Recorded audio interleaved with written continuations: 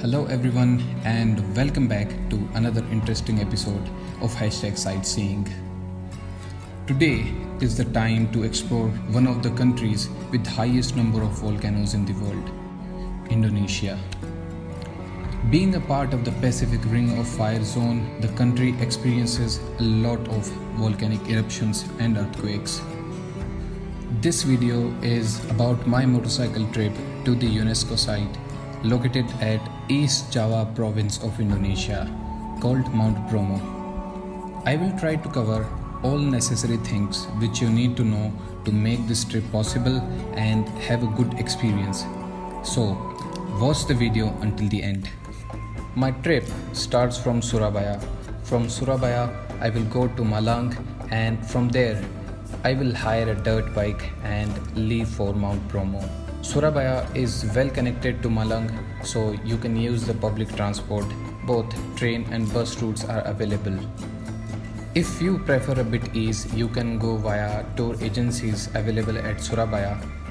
But if you are looking for some real adventure, I would recommend that you go by your own without the travel agencies.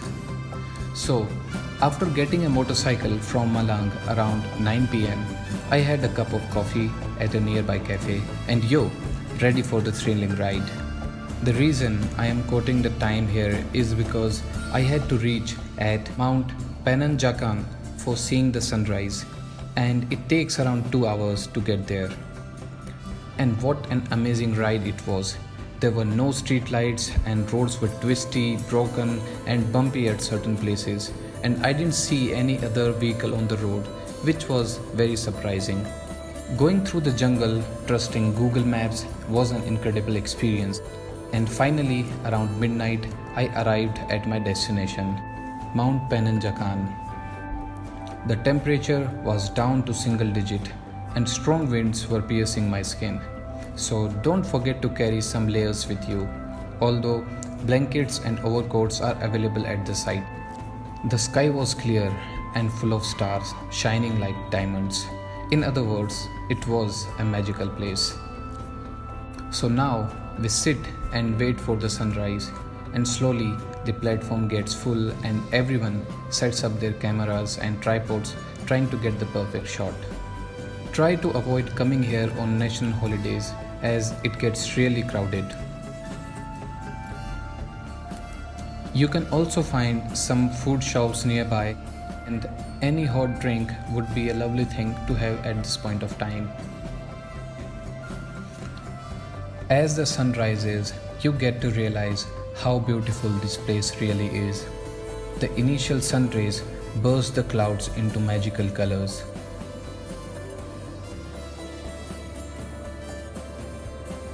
The Mount Bromo starts to unveil, and you can see much more details, and it's very enchanting. It just pulls you towards it and life just feels so perfect.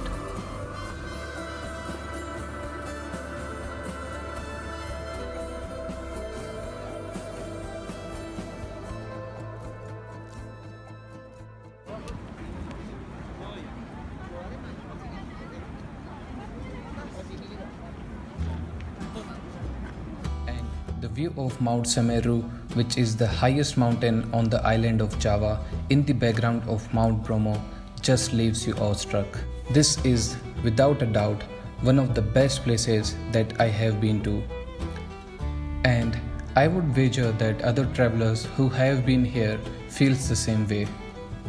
Mount Bromo doesn't really look like a mountain, as its top is blown off and has a huge opening. Once the sun rose, I went downhill to the sea of sand. The route down the hill was so beautiful and peaceful that I stopped multiple times to get a picture and take in the beauty for long-term memories.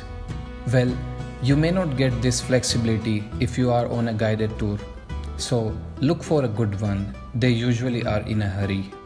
There are multiple hiking routes too, so if you love to hike, this place must be in your bucket list. When I reached the sea of sand, I was speechless.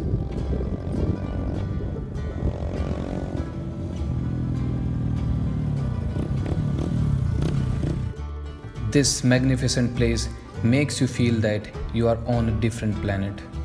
The sea of sand is bordered by the volcanic peaks, which is a good reminder that you are actually standing inside the caldera of an active volcano. The terrain here is so unique. Mountains around you with a lot of vegetation, and you can see many medicinal plants. And in the middle of this, you see the sand. It's like a desert.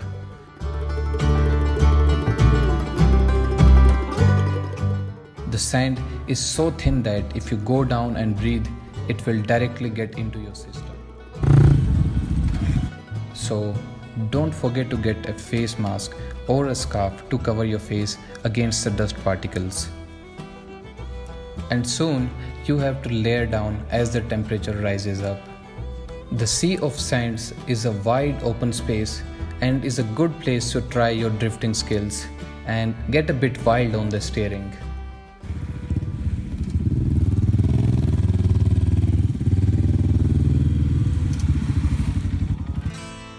Horses are also available at the site if you don't prefer hiking. Well, make your decision wisely. Some horses are not fed well and are ill-treated. This is Mount Beto in the background, often mistaken for Mount Bromo. And why not? It has a typical volcano shape. It is inactive and adds to the overall charm of the valley. And yes, this place involves a lot of walking, so be prepared for that and carry some snacks too, it would be handy. The food places at the Sea of Sands offers very basic stuff like breads and eggs.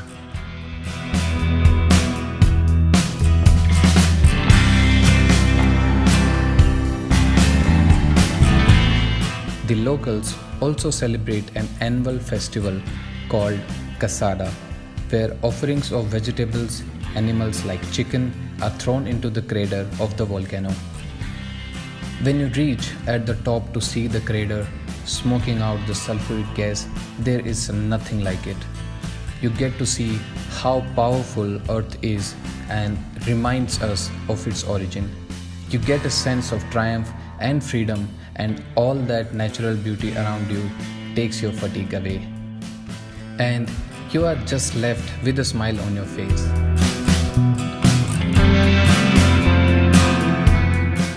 Wherever you turn your eyes, the sight is always scenic. I would highly recommend this place to visit. So that's all for this video now. If you enjoyed the video, make sure to press the like button and subscribe to my channel for upcoming videos. Until then, goodbye, take care, and see you in the next video.